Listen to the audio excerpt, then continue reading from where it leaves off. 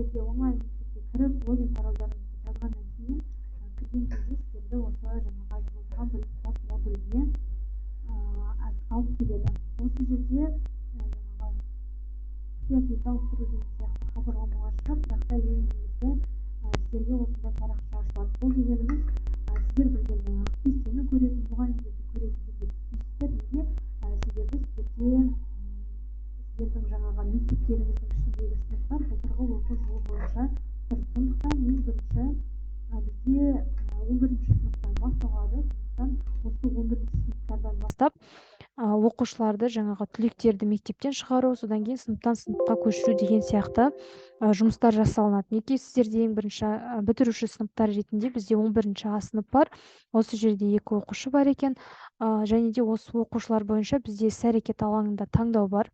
Яғни бұл жерде оқушыда 2 ғана нұсқа, ол түлек, яғни 11-ші сыныпты бітіріп мектептен кетті, және де егер де қайта оқу деген мүмкін бір мектептерде болып қалып жатса, олар қайта оқуды таңдайды. Жалпылама барлық сіздерде ондай оқушы жоқ деп ойлаймын. Сондықтан іс-әрекет деген жерде түлек орысшада выпускник деп таңдап мектептен шығару деп таңдауымыз қажет. Қазір 1 минут.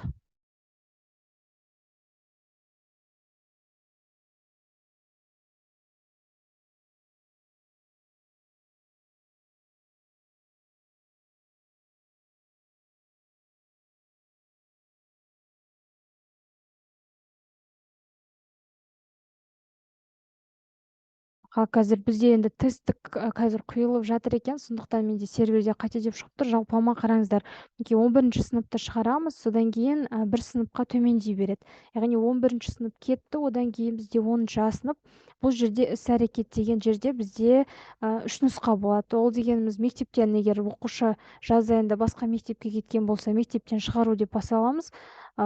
Көшу, яғни 10-ші сыныптан 11-ші сыныпқа көшті деген сөз. Егер де қайта оқитын жағдай болып жатса, онда қайта оқуды таңдаймыз.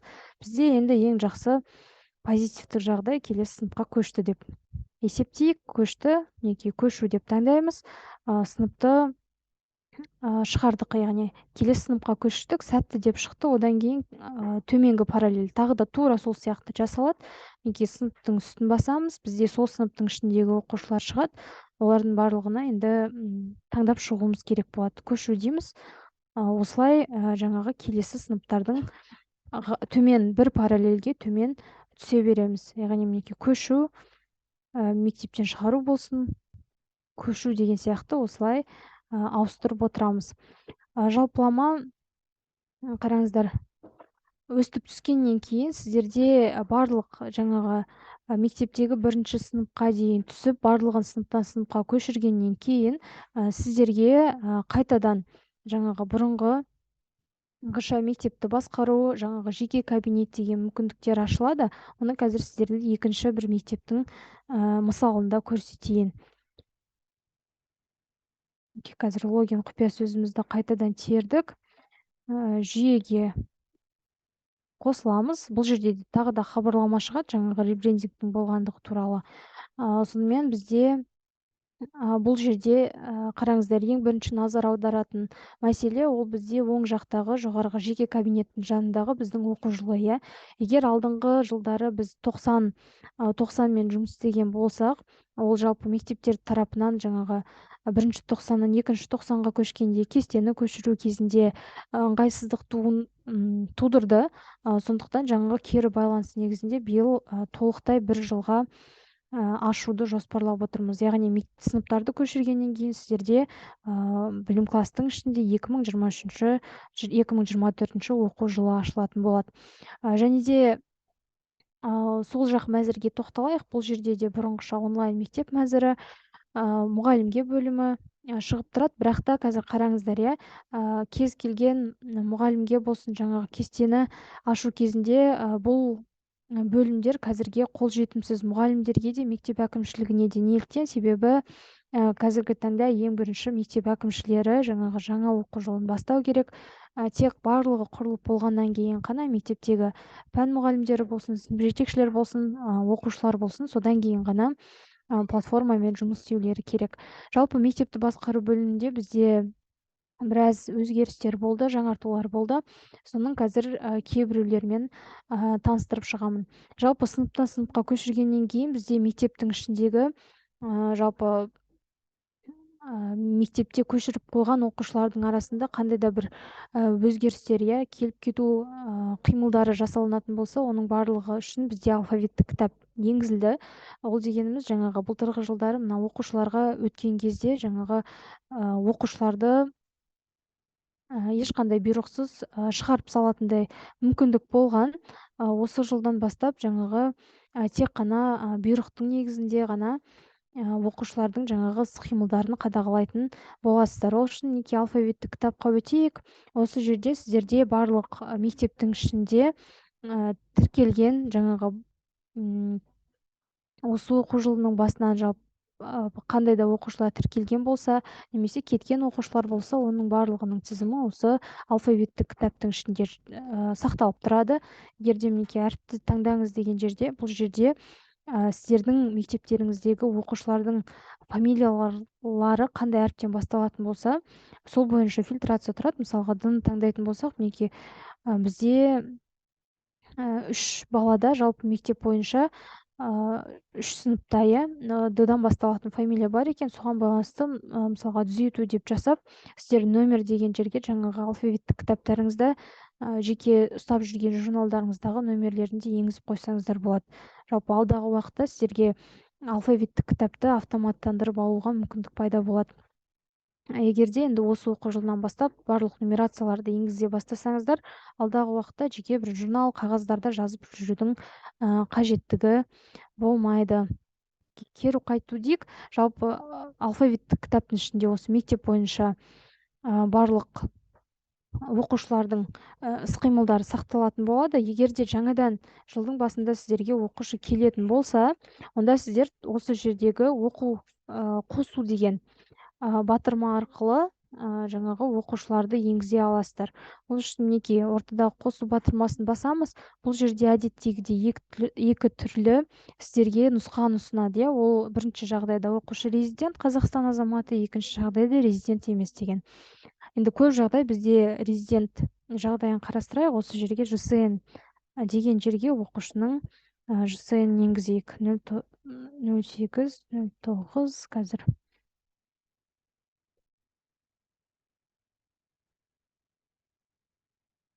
ЖСН-ді жаздық, оқушыны таптық. Мінекей іздеу, мына лупа сияқты батырманы басамыз поисктің. Осы жерде іздейді, оқушыны тапты, аты жөні бірден шықты. Келесі деген батырманы басамыз. Осы жерде мінекей жаңадан өзгеріс. Егер де бұрынғы былтырғы жылы біз оқушыны иін жазып бірден қоса салатын болса, осы жылдан бастап жаңағы жаңа оқушыны қабылдайтын болсақ, оны қай күннен бастап қабылдап жатырмыз, қандай бұйрықтың негізінде қабылдап жатырмыз, және де бұйрықты қай күні шығарды деген сияқты ақпараттарды толтыруларыңыз қажет болады. Келесі деп өтеміз. Бұл жерде оқушыны қай сыныпқа қабылдап жатырсыздар, сол сыныпты таңдау қажет болады. Мысалға 5-ші А болсын. Келесі дедік, оқушымыз қосылды. Оқушыны қосқаннан кейін енді қаншалықты дұрыс қосылды ма, соны тексеріп алайық. 5-ші сыныпқа өтеміз. 5-ші сыныпқа өттік. Мінекей Болатов Алинур деген бала бізде жүйеге қосылды. Енді осы жерде сол сыныптың ішіне де толығырақ өтетін болсақ, бізде оқушылардың жеке іс қағаздарын жүргізе алатындай мүмкіндікті де қарастырып жатырмыз. Енді алдағы уақытта қосымша ата-аналардың кабинеті деген сияқты оның барлығы қосылады. Бірақ та осы түзету деген жерде мінекей жаңағы ЖСН арқылы тартылған ақпараттарды ұлтын, мекен жайын жазып қойсаңыздар болады. Содан кейін оқушы қозғалысы деген бөлімде бізде жаңағы қай уақытта келді, мінекей бекітілген күні, қандай бұйрықпен бекітілді. Егер де сол уақыттан бері жаңағы сабақ процесі басталып 1-2-90 оқып жатқан жағдайда табелі болса, бірден табелді жүктеп алуға мүмкіндігі болады. Кезең бойынша қандай бағалар алды, оның барлығын осы жақтан алдағы уақытта қарастырып отырасыздар. Яғни былтырғы жылға салыстырғанда барлығы бұйрық негізінде жүйеде сақталады және де бағаларды сәйкесінше қай аралыққа оқыды, оның барлығы сіздерде сақталып отыратын болады. Және де келесі бөлім ол бізде қолжетімділіктер деп аталады. Бұл жерде енді қарапайым жүйеге қосылған оқушының логин паролі ғана жазылады. Осы жерден жаңағы сынып жетекшісі алып оқушыға тарата алады. Және де осы тура алфавиттік кітаптың ішінде қайтадан оқушыны таңдайық, иә. Егер де тура сол оқушы, мысал ретінде мектептен кеткен жағдайда, онда оны да алфавиттік кітаптың ішінен жазамыз. Мінекей оқушыны таптық, кету деген батырманы басамыз. Мінекей оқушының алаңына бассаңыздар, сіздерде жаңа батырмалар шығады. Сол мысалға кетті деген батырманы басамыз. Бұл жерде де тура жаңағы сияқты, иә. Кету себебі қандай, қай күні кетті, соның барлығын енгізу арқылы оқушыларды жаңағы қай мектепке ауысты соған қарай енгізіп өздеріңізде сақтап қоя аласыздар. Сонымен келесі бөлімге көшейін. Бұл жерде оқушылар мен сыныптарда бізде бұрынғыша қалады. Бұл жерде егер де үйден оқыту бағдарламасы болса, оны осы оқу бағдарламасынан өзге қосып алу қажет. Жалпы жүйеде осылай қалады. Тек қана ішіндегі жаңағы бағаның сақталуы деген сияқты мәселелерді қарастырдық. Ол да енді бұрынғыға қарағанда жақсырақ жұмыс істейді осы жылы. Енді осы жерде сіздерге сыныптар бойынша бізде топтарда өзгерістер пайда болды. Қазір бір сыныптың мысалында сіздерге топтардың жаңағы қалай топқа бөлуге болады, қалай оны қосу керек деген сияқты жүйелерін көрсетейін. Мысалға 10-шы сыныптың ішіне өттік. Осы жерде бізде оқушылардың тізімі бар және де жоғары жағында топтар бұрынғыша қалып тұр. Осы жерде топты қосу деген жерде бізде топтың бөлінуіне байланысты біз өзіміздің нұсқамызды енгіземіз.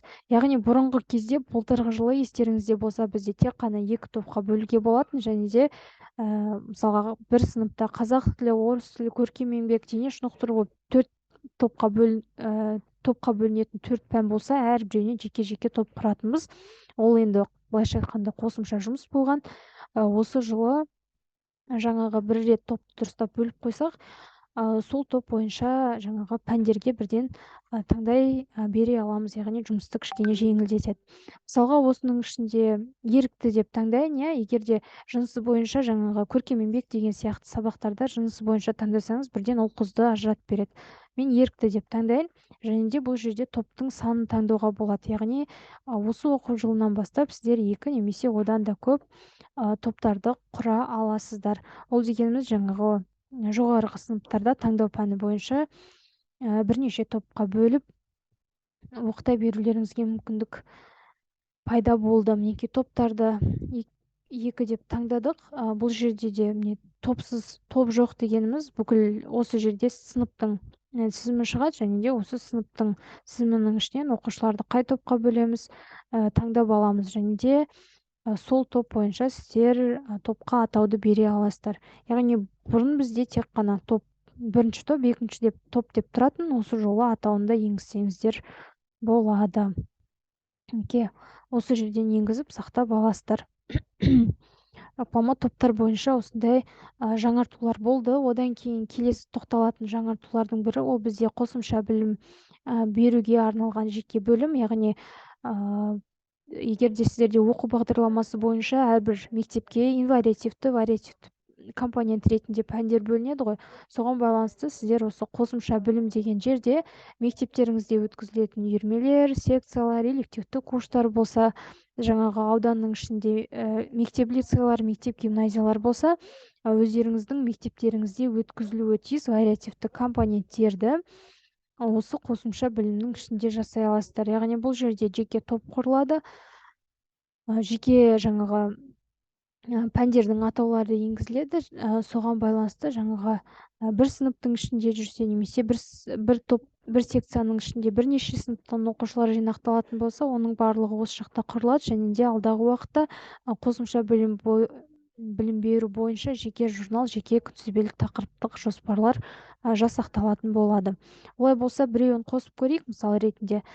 Топ қосу деген батырманы басқаннан кейін сіздерге ұзыннан осындай бірнеше нұсқадан тұратын алаң шығады. Осы алаңды толтыру қажет болады. Мысалға, топтың атауы, иә. Бұл жерде бір атауын жазайық. Ұлттық ойындар болсын. Әдетте осындай факультативтер, үйірмелер көп қолданылады ғой. Мысалға, атауын енгіздік, содан кейін вариативті компоненттің түрін таңдау. Жалпы бұл жерде енді көп вариант ұсынып жатырмыз. Неге? Себебі алдағы уақытта жаңағы әрбір компонент бойынша егер де аудан тарапынан, облыс тарапынан қандай да бір мониторингтер алу қажет болса, осы таңдалған нұсқалардың негізінде жасақталатын болады.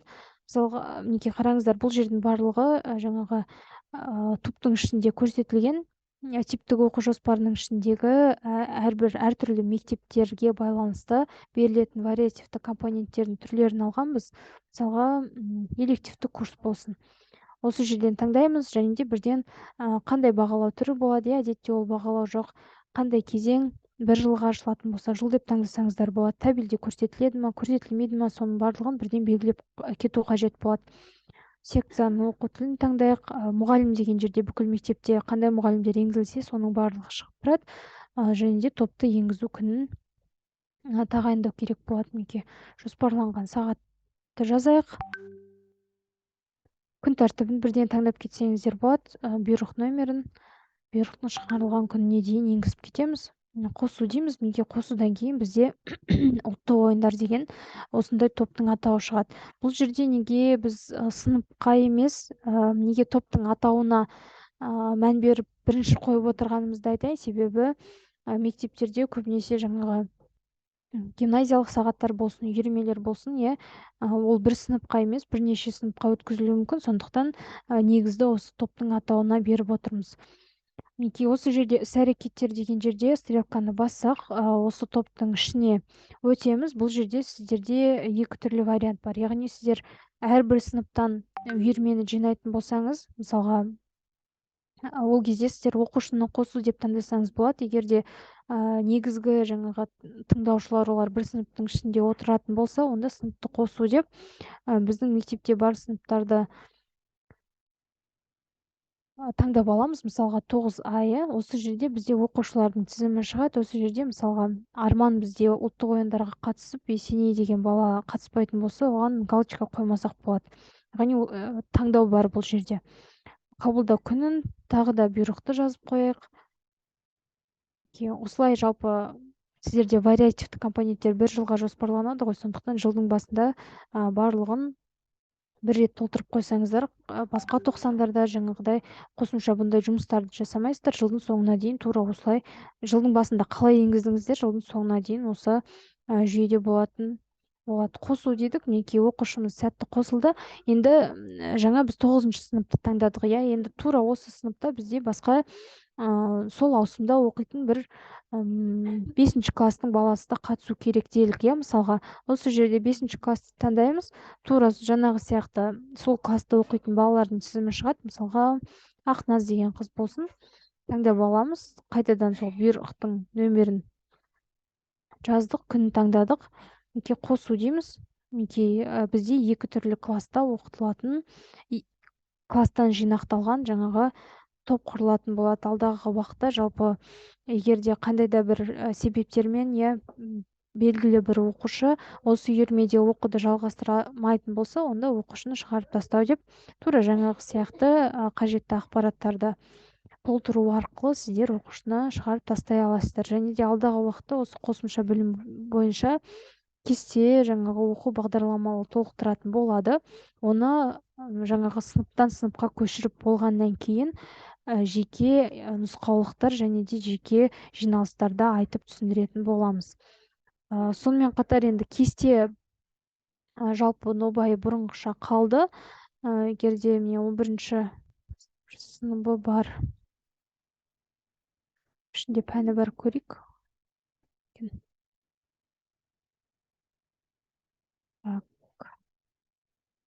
Жалпы енді кестеде барлығы сол қалпында қалды. Қазір негізі біз бүгін тек қана сыныптан сыныпқа көшіру бойынша жиналып отырмыз. Егер де осы аптаның ішінде сіздер сыныптан сыныпқа көшіріп үлгеретін болсаңыздар, келесі аптада оқу бағдарламаларын құру, қосымша білім беруді кестесі қалай жүргізіледі, журналы қалай болады, сол бойынша қосымша жиналатын боламыз. Жалпылама қазіргі сіздерге ең бірінші істеу керек нәрсе ол бүкіл мектептегі оқушыларға, мұғалімдерге жүйе ашылатындай етіп, сыныптардың барлығын көшіріп шығу қажет болады. Бұдан бөлек те енді бізде былтырғы кері байланыстарыңыз бойынша өте көп жаңартулар енгізілді, сондықтан әрбіреуін бөліп жеке тоқталатын боламыз. Жалпылама енді бүгіндікке осындай. Егер де жаңағы көшіру кезінде бір ыңғайсыздау деп ойлап отырған жерлеріңіз болса, ұсыныстарыңыз болса, айтып кетсеңіздер. Қазірге, сәлеметсіз бе? Осы бүгінгі видео записке басылды ма? Записке баспадық, бірақ та тура осылай түсіндіретін жеке нұсқаулықтарды дайындап жатыр. Қазір басқа әріптестеріміз сіздерге жүйеге жаңағы функционал жаңартылып салынған кезде сіздер мен көрсетіп отырған нәрселер сіздерге де қолжетімді болады. Сол кезде инструкцияны қосымша салып жібереміз. Ол кезде енді жеке жаңағы сыныптан сыныпты қалай көшіреді, түлектер қалай шығады деген сияқты әрбір функцияға жеке инструкция салып жібереміз. Видео форматында болады. Оны енді ертең түстен кейін сіздерге тарата бастаймыз. Саламатсыз ба? Сәлеметсіз бе? Мен сұрағым, біз Жамбыл Жабаев бастауыш мектебіміз. Бізде 4-ші сынып бітірген оқушыларды, олар басқа көрші мектептерге кетті ғой. Енді оларды мектептен шығару деп жібереміз ба? Иә. Сіздер сыныптан сыныпқа көшірген кезде мектепті шығару деп таңдасаңыздар, бүкіл сыныпты көшіріп жібергеннен кейін сол оқушыны шығару үшін қайттан бұйрық сұрайды. Сол кезде сол бұйрықтарды жазып сіздер шығарып тастайсыздар. Жарайды, рахмет. Бірақ жаңағы алфавиттік кітаптарыңыздың ішіне ол түседі сіздердің. Осы уақытта кетті, осылай шығарды деп. Шығарылған түседі ғой, иә? Иә, шығарылған туралы ақпарат түседі. Болды, жарайды. Алфавиттік книгаға енді тек қана мына 1-ші сыныпқа қабылданғандарды қосамыз ғой, бұрынғылар сақталып тұр ғой, сонда, иә? Алфавиттік кітаптың ішіне сіздер сыныптан сыныпқа көшіру дегенді жасайсыздар ғой, солардың барлығы жалпылама түседі. Рахмет. Одан бөлек жаңағы журнал бойынша да, күнтізбелік тақырыптық жоспар бойынша да үй жұмысын қою, одан бөлек жаңағы мұғалімдерді ауыстыру процесі деген сияқты бүкіл жалпы қандай процестер болды, соның барлығына кішігірім болсын, кейде толықтай жаңартулар жасап қойдық.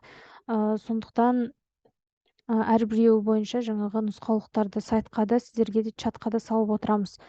Сондықтан жаңағы қазір ең бірінші қадам сіздерде сыныптан сыныпқа ауыстыруды бастасаңыздар, жалпы былайша айтқанда бір нұсқаулықпен жүрсек, сіздерде жүйеде сіздердің тарапыңыздан да біздің тарапымыздан да барлығы дұрыс болады деп ойлап отырмыз. Сондықтан ертең сіздерге жаңартылған кезде хабарландыру айтамыз, нұсқаулықтарды саламыз, тек соның негізінде ғана жүрсеңіздер, иә. Сіздер оны атқармайынша мұғалімдерге де әлі доступ берілмейді. Саламатсыз ба, сұрақ қояйыншы? Тыңдап тұрмыз да.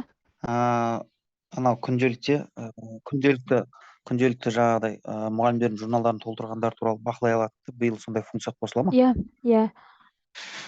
Біз мониторингтер бойынша жалпы былтыр біз мектептер кейбір аудандарға барған болатынбыз. Содан кейін жеке өздерінің ұсыныстарын да айтқан көп завучтар. Жалпы мониторингтің біз формасын жасап, жаңағы бір 20 шақты мектептен опрос алғанбыз. 20 шақты адам бізге кері байланыс берді. Соның негізінде мониторингті саламыз. Ол енді қыркүйек жаңағы оқу жылының бір 2-ші аптасынан бастап мониторингтер сізге салынады. Жаңағы тақырыптарды қаншалықты толықтырды, үй жұмысын беріп жатыр ма деген сияқты ақпараттардың барлығын сол мониторингтерге мектеп әкімшілері үшін салып береміз. Рахмет.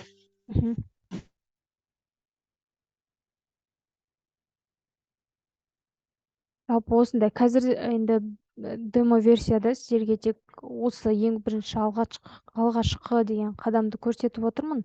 Қалған барлығын тек қана осыны ғана жаңартты деп ойлап қалмаңыздар. Барлығында жаңарту жұмыстары жасалған. Қазір соның тексеріліп жатқандары бар, жартысын салып жатырмыз. Уақыт-уақытымен сіздерге қалай болатындығын, қалай жаңарды және қалай жұмыс істеу керек екенін көрсетіп отырамыз. Ал қазірге енді тек қана сыныптан сыныпқа көшіру қажет сіздердің тараптарыңыздан. Соны орындасаңыздар болған осы аптаның ішінде.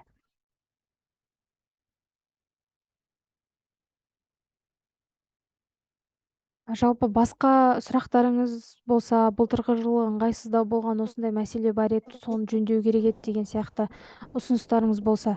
Себебі бүкіл ұсыныстарды біз орындадық деп ойлап отырмыз. Енді бүкілін салғанда тағы көрерсіздер. Керемет. Бәрінен бұрын алфавит.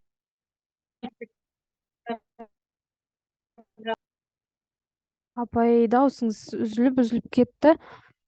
Жақсы, рахмет. Бәрінен бұрын алфавит. Енді бізде сейт жақсы болмайды. Аха, түсінікті. Жалпылама ендеше егер сұрақтар сіздерде міндетті түрде болады жасаған кезде, иә. Сондықтан біз жаңартуларды онда салынған кезде инструкциямен бірге жібереміз. Сол кезде бірден жасап бастап, қай жері қиын болып жатыр, не шығып жатыр, біз істей алмай жатырмыз деген сияқты мәселелер болса, бірден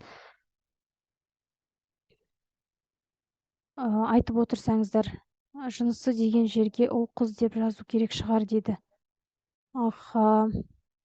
Қазір мен бұл мәселені онда жазып алайын, иә. Себебі бізде бүкіл деректердің ішінде орысшасы мужской, женскийда, қазақшасы ер, әйел деп жазылып жүр. Онда бұны ұл қыз деп жазу керек деген сияқты мен ұсынысты айтайын.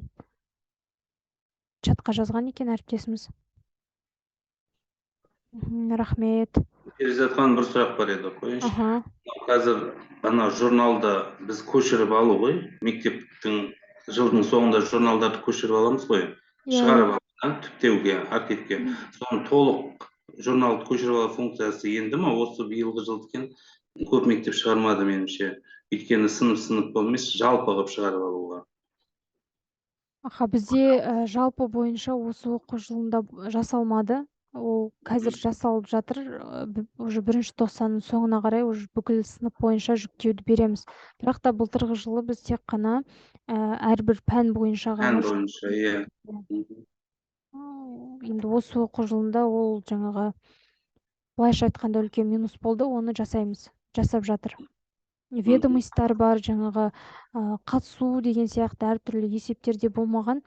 Оның барлығын жалпы не жоқ, барлығын қарастырып жатырмыз, болады барлығы. Жақсы, рахмет. Жақсы, рахмет. Әріптестер, ендеше сұрақ болмаса, аяқтайық, иә, тренингімізді. Сіздерге енді барлықтарыңыз бір чаттың ішінде барсыздар деп ойлаймын. Жаңартуларды жаңағы айтқанда инструкциямен барлығын салып жібереміз. Ары қарайда сұрақтар болып жатса, колл-центр арқылы немесе WhatsApp-тағы ортақ чатымыз арқылы жұмыс істей береміз. Рахмет. Рахмет үлкен. Рахмет сіздерге қатысқандарыңызға. Сау болыңыздар. Сау болыңыз.